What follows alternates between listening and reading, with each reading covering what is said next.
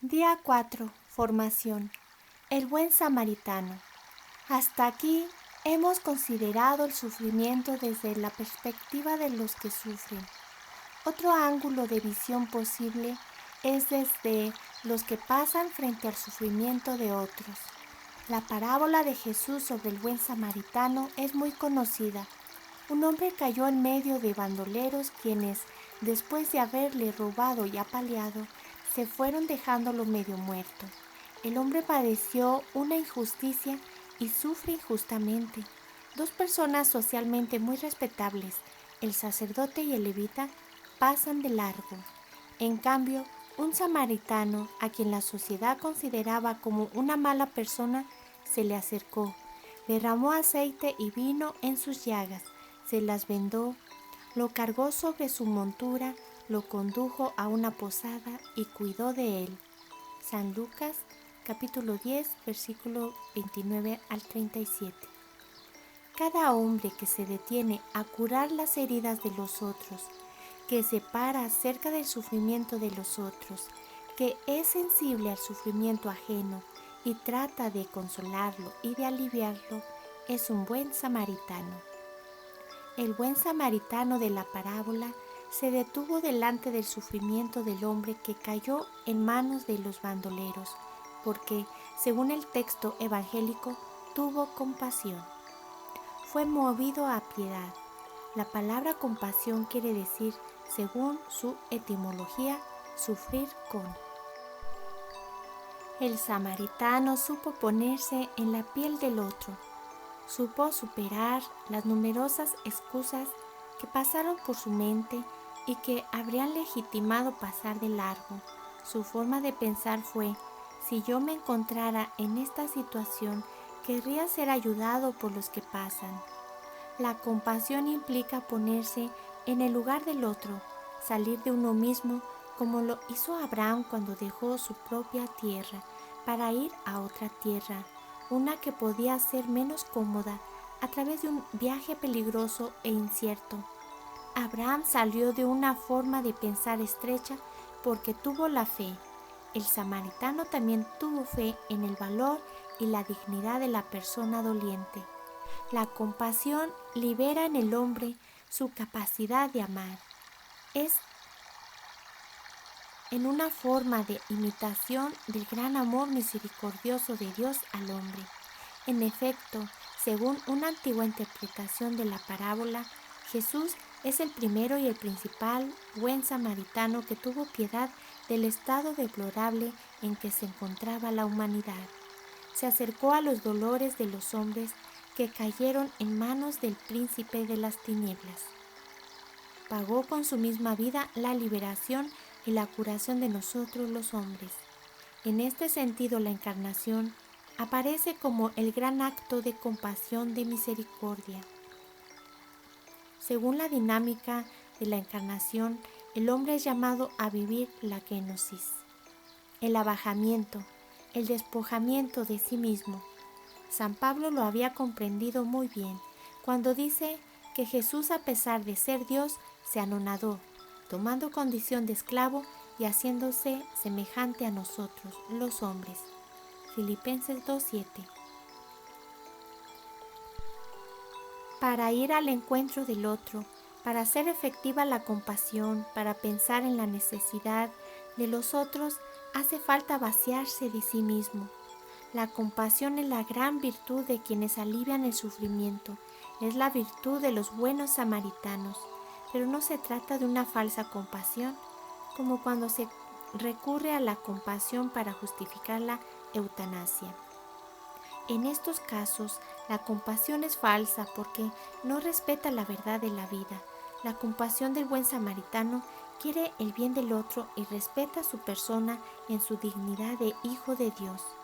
Esta compasión se vive en muchos hospitales, casas de ancianos, de enfermos incurables, de centros de refugiados o de inmigrantes, o de los que acogen a quienes sufren las terribles consecuencias del hambre o de la guerra. El cristiano está llamado a vivir su vocación de buen samaritano con sus hermanos y hermanas. Quizás algunos de ellos todavía no han encontrado una respuesta teórica al sentido del sufrimiento, pero en la medida en que se empeñan en aliviarlo y en curarlo, ya están siendo ellos mismos un sentido viviente para los otros y, en primer lugar, para los que sufren. La compasión ante el sufrimiento no quiere decir pasividad. Cristo, buen samaritano, ha centrado su actividad mesiánica en las obras de servicio a los demás. El Espíritu del Señor está sobre mí porque me ha ungido para anunciar a los pobres la buena nueva. Me ha enviado a proclamar la liberación a los cautivos y dar vista a los ciegos, para dar la libertad a los oprimidos y proclamar un año de la gracia del Señor. San Lucas 4, 18 y 19. Su actividad mesiánica es fundamentalmente ministerio de compasión hacia el hombre que ha caído en manos de los bandoleros. Ha sido despojado de su dignidad y ha sido abandonado medio muerto sobre el camino de la vida. El misterio del sufrimiento, tratar de dar un sentido al sufrimiento, vivir la compasión, no quiere decir comprender el sufrimiento en toda su amplitud. El sufrimiento será siempre un gran misterio relacionado con lo que dice San Pablo, pero se trata de un misterio que no se identifica con la oscuridad.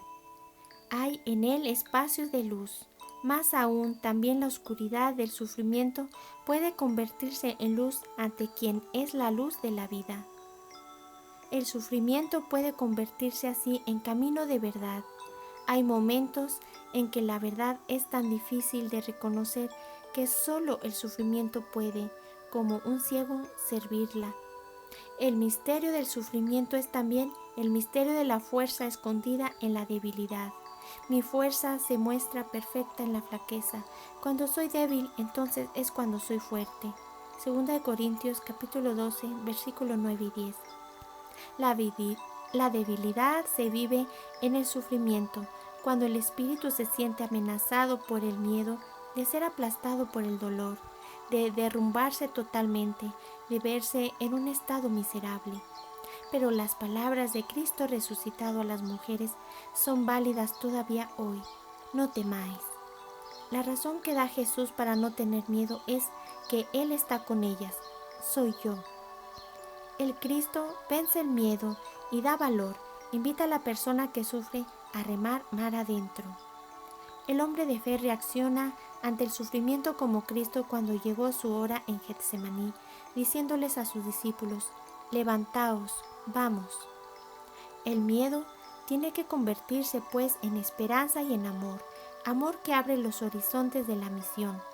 Basta como el mundo, porque vivido en unión con Jesucristo, solo el fuego del amor da fuerzas para superar la parálisis que puede producir en el espíritu el sufrimiento. La caridad es paciente. Oh paciencia, qué amable eres. Oh paciencia, qué esperanza das a los que te poseen. La paciencia se encuentra íntimamente unida a la caridad. Es su médula porque aparece siempre revestida del amor. No hay sino un camino cristiano para recorrer el sufrimiento. Es el camino que pasa por la confianza y el amor. Hace poco más de 20 años, Juan Pablo II, en el contexto del año de la redención, quiso proponer los fieles cristianos el tema del sufrimiento, Salvador de Jesucristo, al cual puede unirse todo otro sufrimiento humano. Durante los últimos años, él aceptó el sufrimiento físico-moral de una penosa enfermedad y ofreció, como buen pastor, la vida por sus ovejas. Él era consciente de la necesidad que él tenía de sufrir como pastor de la Iglesia de Jesucristo. Nunca me he puesto la cruz pectoral del obispo con indiferencia. Es un gesto que hago siempre con la oración. Desde hace 45 años, la cruz está en mi pecho, junto a mi corazón, en un mundo que desconfía del valor del dolor. Juan Pablo II llevó su cruz con paciencia y alegría, consciente de su valor redentor, unido a la vid que es Cristo. Ahora que goza de la felicidad de la casa del Padre, intercede sin duda porque la Iglesia peregrina descubra también en sus miembros dolientes el valor y el sentido del sufrimiento redentor. Levantaos, vamos. La oración, mi experiencia del amor de Dios. Súplica para tiempos difíciles. Oración a la Virgen del Carmen. Tengo 1000 dificultades, ayúdame. De los enemigos del alma, sálvame. En mis desaciertos, ilumíname. En mis dudas y penas, confórtame. En mis enfermedades, fortaléceme. Cuando me desprecien, anímame. En las tentaciones, defiéndeme. En horas difíciles, consuélame. Con tu corazón maternal, ámame. Con tu inmenso poder, protégeme. Y en tus brazos, al expirar, recíbeme. Virgen del Carmen, ruega por nosotros. Amén.